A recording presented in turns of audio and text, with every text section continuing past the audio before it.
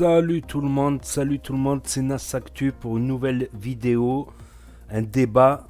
Donc on va écouter une vidéo de Bassem Braiki et après la vidéo, je vous dirai mon avis personnel par rapport à ce sujet-là et par rapport à la construction de la mosquée de Strasbourg, tout ça. Merci pour le pouce bleu et bon visionnage. Bien, bravo. Sahkoum, le dîn qui est ouvert. Sahkoum, le dîn Nia, notre religion Nia. Sahkoum, c'est bien ça. C'est tellement un effet de mode que tout le monde se convertit et tout pour être dans la hype.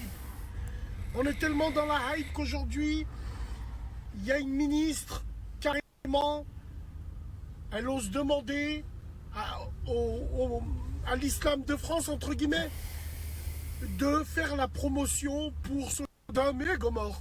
Ça veut dire, dans les dars, lors de la Gémoua, elle veut que l'imam fasse la promotion de Sodome et Gomorrhe. Ah, bien sûr. J'aimerais bien lui demander de faire la même pour un rabbin. Tu vas voir un rabbin et tu demandes si pendant Shabbat, ils peuvent le faire. Non, parce qu'il sait, tu sais qu'il te zigouille. Il te zigouille en deux. Tu disparais de la surface de la terre. Mais nous, non. Nous sommes les dindons de la farce. Et ouais, merci à tout le monde. Hein. Merci à l'imam de Bordeaux, hein, sale bâtard, lui là. Merci à lui qui a dit carrément dans une émission de télévision que ça ne fait pas sortir de l'islam, hein, évidemment. Même si c'est le cas, ou même si faut savoir la teneur des textes quand même. Y aller avec des pincettes parce que ça peut être mal interprété, on peut surfer. Merci à tous ces imams qui, au lieu de monter au créneau pour des histoires comme ça, préfèrent faire des défilés de mode, exposer leurs femmes dans des lives. Merci à ces imams-là qui construisent un arche de Noé pour regrouper toutes les sidaïques, les lépreuses, tous les swags, tous ceux qui s'en bat les couilles de notre islam qui sont là que par intérêt. Merci à vous tous. Par Allah, vous êtes acteurs et spectateurs. Quand il faut être acteur, vous êtes spectateur maintenant. Spectateur de notre désespoir. Merci à tous les rappeurs. Merci à tous les rappeurs de nous avoir mis du mashallah, du inshallah dans vos textes. Merci à vous tous aussi. Vous êtes coupables, exactement pareil. Et c'est une tragédie. Par Allah, c'est une tragédie. Tellement on n'est plus respecté. Anani, maintenant, on demande à nos imams, alors qu'avant, on ne parlait même pas avec eux. Va voir un prêtre orthodoxe, va lui parler de ça. Tu vas voir s'il ne zigouille pas. Va voir un rabbin, même pas en rêve. Pourquoi nous, l'islam, parce que la cible, c'est nous. Et nous, on est en train de se niquer tout seul. Salam alaikum. Comme je disais, voilà, notre communauté, elle a pas mal de problèmes, contrairement à des communautés judaïques ou orthodoxes ou protestantes ou catholiques. Donc il y a eu pas mal d'attentats, pas mal de comportements, tout ça. Mais en fait, l'article déjà, c'est pas la promotion qu'elle a dit. Elle a demandé à certains imams de pouvoir expliquer l'homosexualité, tout ça. Moi, je dirais, les textes sont clairs dans l'islam. Les textes sont clairs et nets. À la limite, ce que peut faire un imam, c'est expliquer à ses frères que nous sommes dans un pays qui n'est pas un pays d'islam. Nous sommes dans un pays qui n'est pas un pays musulman, qui est un pays athée. On va dire laïque et catholique. Laïque et judéo-chrétien, on va dire.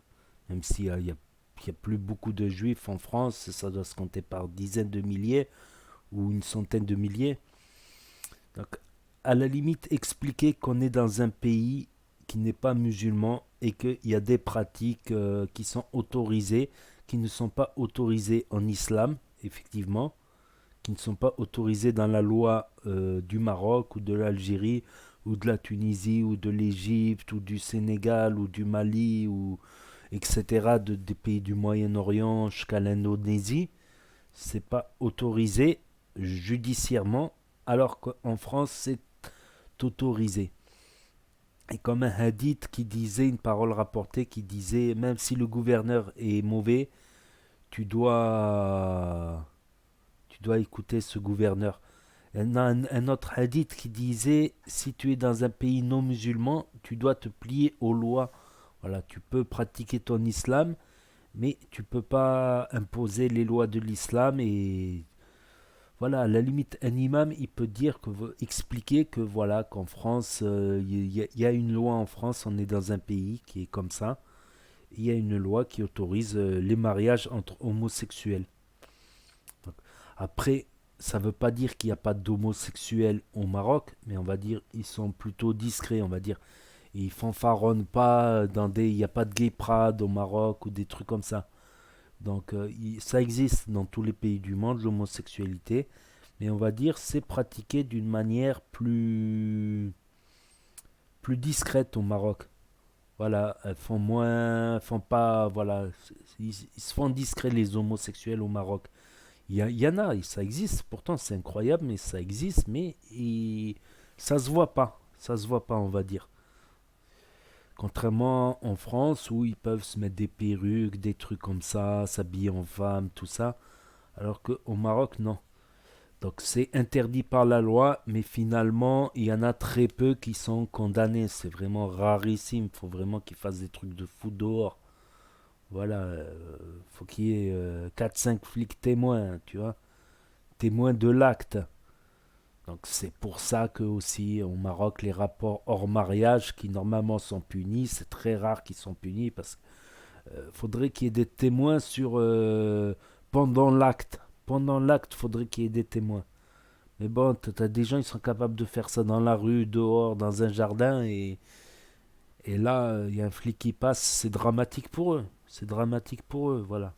Au Maroc, j'ai déjà vu une scène comme ça, en fait, on était assis à un endroit, et en fait, il y avait un petit muret, et derrière ce muret, il y avait un jardin, tout ça, un hôtel désaffecté, on va dire. Nous, on était au bord de la plage, et derrière, il y avait ce muret. Puis on voit les flics, ils arrivent, ils escaladent le muret, et ils font sortir un mec et une fille, et ils les ont pris au flagrant délit. Nous, on les avait même pas vus. En fait, je sais pas comment ils les ont vus, mais ils les ont attrapés. Mais voilà, si t'es chez toi, il n'y a pas des flics qui vont rentrer chez toi, on va dire. Donc voilà, ça c'est pour expliquer les faits, on va dire pour les Français, on va dire pour les Français. Et je pense que Chiappa est plutôt dans l'optique, voilà, un imam, il peut pas dire quelque chose qui est interdit en islam, c'est comme ça, c'est interdit en islam. Mais c'est comme aussi il y a des homosexuels, j'ai vu ça, des homosexuels qui se prétendent musulmans. C'est une nouveauté, on va dire. C'est une nouveauté parce qu'en général, les homosexuels sont plutôt contre les religions en général. C'est des généralisations, effectivement. Comme tu as des homosexuels qui sont chrétiens, tout ça. Mais ce qu'on peut dire, c'est que voilà. Après, les musulmans, ils ont bien accordé le statut de musulman à des non-pratiquants. Ce qui aurait été insensé il y a quelques millénaires. Ça aurait été insensé que quelqu'un qui pratique pas puisse être considéré comme musulman croyant. Donc ça m'étonnerait pas qu'on puisse aller dans des dérives. Des dérives. En tout cas, ne pas pratiquer, c'est sortir de la sunna. C'est ne pas. Voilà, pour être sunnite, il faut pratiquer. Il faut pratiquer de A à Z tous les jours. C'est une des conditions du sunnisme. Mais après, on va trouver des confréries musulmanes qui sont moins à cheval sur la pratique, plus dans le culturel, dans le mysticisme, dans la philosophie. On peut trouver ça. Je parle pas spécialement que des soufis, parce que des soufis très pratiquants, et t'as des confréries soufis qui sont plutôt mystiques, moins pratiquantes, mais ils effectuent beaucoup de lectures mystiques, philosophiques, tout ça.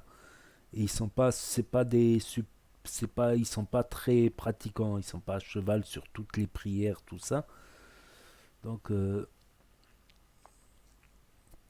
après moi je pense pas, je pense que les textes sont clairs. Après plus rien ne m'étonne, comme on a accordé le statut de musulman à des croyants non pratiquants.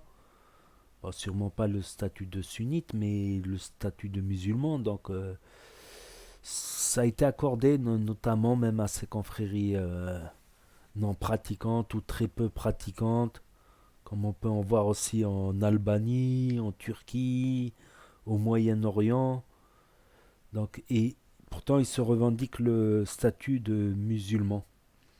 Voilà, c'est des vastes débats, tout ça. C'est des vastes débats théologiques. Pourtant, les textes sont clairs. Les textes sont clairs, ils n'autorisent pas. En tout cas, ils n'autorisent pas. En tout cas, ils déconseillent l'homosexualité dans l'islam, c'est clair et net. Après, pour moi, c'est tout un paradoxe de voir des homosexuels musulmans. Voilà, pour moi, c'est un paradoxe. C'est comme voir des homosexuels chrétiens, c'est aussi un paradoxe. Mais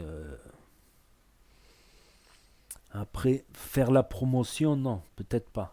Peut-être pas, parce que ça, c'est quand même grave. Comme ils ont fait en Russie une loi contre l'interdiction de la promotion de l'homosexualité envers les mineurs. Parce qu'ils avaient remarqué qu'il y a beaucoup d'homosexuels majeurs qui incitent des mineurs à... Voilà. Ça, là, on commence à entrer dans des trucs graves. Après, moi, les homos, tant qu'ils me cassent pas les pieds, c'est pas moi que je vais aller leur casser les pieds. Voilà, peut-être un imam qui explique, voilà, les lois sont comme ça, qu'il faut pas casser les pieds aux homosexuels en France. Je pense que c'est le mieux, c'est le plus que peut faire un imam honnête, un imam sincère, c'est de dire on est en France, il y a des lois qui sont comme ça, faut pas les emmerder, faut pas dire des trucs homophobes, faut se plier aux lois du pays. Voilà, c'est pas obligatoire le mariage pour tous. Il manquerait plus que ça soit obligatoire. Voilà. Voilà tout simplement ce que j'avais à dire là-dessus. Mon avis personnel, tout simplement. Donc après, oui, Bassem, il est dans le catastrophisme, tu vois. Il est dans D'un côté, il a pas tort. D'un côté, il a pas tort, mais d'un côté, je suis pas entièrement d'accord avec lui, voilà.